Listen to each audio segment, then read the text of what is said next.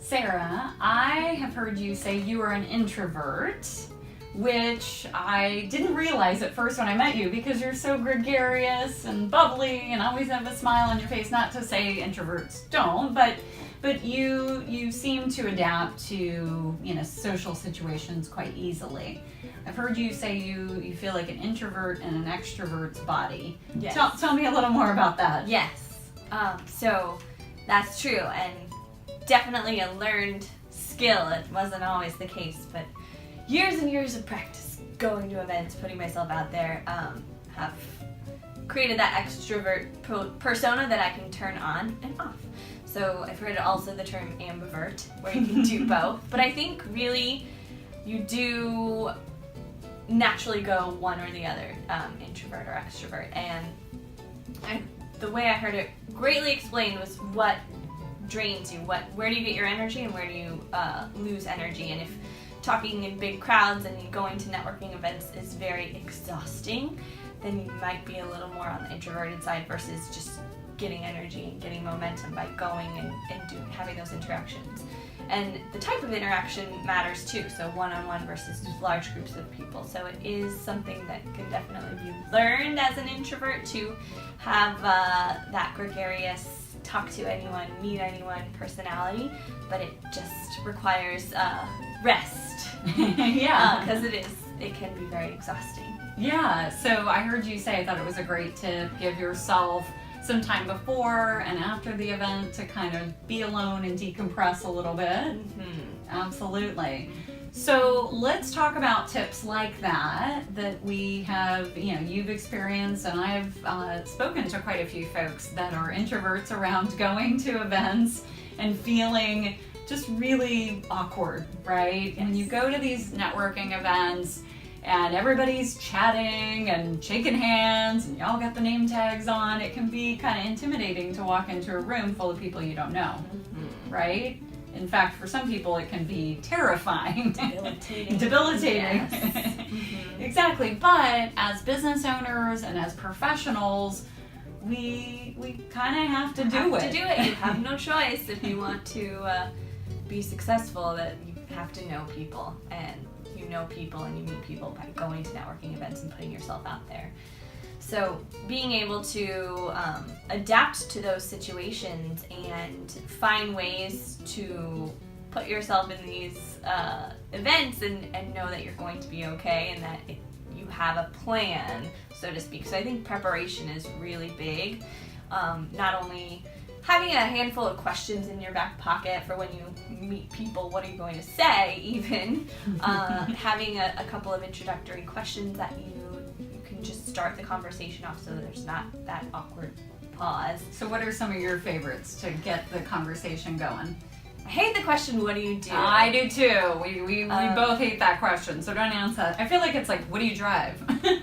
Because there's so much lumped into your persona that automatically gets adhered to you from that question. So you kind of judge people right out the gate based on that question. So that's not who they are. It's just a small piece of who they are. But I like, what are you passionate about? Or what brought you out here tonight? And just kind of hearing more about them as a person, as what was the catalyst for them showing up. And as an introvert too, listening a lot, so asking a lot of questions can start to make you feel at ease a little bit more because you're giving them the opportunity to share some of themselves before you have to do that. So and if they're an extrovert, they're going to be all excited about that, right? They're going to want to talk about themselves. Mm-hmm. Those are really good questions. I also sometimes like to just say, tell me about you. So really, really broad, and sometimes people get a little bit like, huh? What? they're starting when? Yeah, I know exactly. Where were you born? No. Sometimes I'll use the question, what industry are you in? So it talks more broadly about the type of business they're in, or I will ask that question if I know I'm in an event with a lot of entrepreneurs. Tell me a little bit about your business. So again, it's just kind of the broader versus like, what do you do? Good. Okay. So having some questions to ask, and One thing I like to recommend for folks that are new to networking for a particular organization, maybe you haven't been to that type of event before, is reach out to the organizers prior to the event and see if you can volunteer. See if you can help them run the check-in table or help set up for the event, because it puts you in a place that, kind of gives you a job, so to speak, a role in the event, and you don't feel awkward walking in and like standing on the wall, especially the check-in table. I don't know, as an introvert, how do you feel about that? If you stepped into that role, would that be? Yeah, it's super easy to check people and see their company or maybe whatever information that you can deduce from there and just start a conversation. But having a job, having a purpose, like, gives you an excuse to talk to them. You don't need to just enter yourself in some random conversation. You already have a good reason to start a dialogue. You've got a role, exactly. So that's a great thing if you can do that and you can plan ahead, reach out to the organizer, see if you can get involved in the event. I know in running events, in running events, if somebody says, hey, I want to help, we're usually like, great, come on in, we can definitely use the help. Jobs on jobs for Exactly. The other thing too, if you perhaps don't have the time to reach out to the organizer, or maybe they don't need help, when you do show up at the event, and the first person that you meet, try to make that one of the board members or somebody running the event, or somebody, maybe one of the speakers if it's a speaker event. I was at an event the other night for the Direct Marketing Association, and I had a few folks with me, a couple interns who were definitely, and they're here for a short period of time from a foreign country, and so compounded with language barriers, and I could tell they were really, really shy. And so I went up to, I know the facilitator, it was a panel event, and I know the moderator for the panel. And so what I asked him is, after a brief conversation with my interns, who else should we be talking to here? Because then at that point in the conversation, he had a sense of what the interns were studying, and he said, oh, you should talk to so-and-so over here. And if you're alone, it's not too much to say, hey, would you mind making a brief introduction for me? So then you're not the dreaded, you've got a group of 6 people standing around in a circle and you're like, hi. You gotta jump into their conversation, right? So awkward. Yes. Yeah, so as much as you can avoid that, or have someone else be the introducer, if you can finagle that, it can do wonders for mitigating that awkward feeling and that super shy internal feeling that you just want to run into the corner and hide, and then what's the whole point of being there? There's no point. Exactly. Sometimes events have like big rounder or smallish, not big, but rounder tables, that fit maybe 6 or so people. Sometimes it's a little easier to break into that, especially if you have a plate of food and wine that you're trying to juggle. Hey, may I join your table? And just big smile on your face.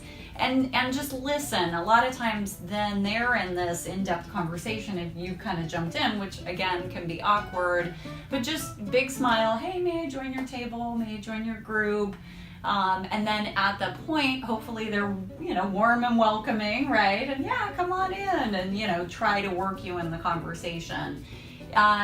Sarah, have you ever been in a situation where you did break into a group like that and they didn't work you into the conversation? Yes. And that must have not felt good, right?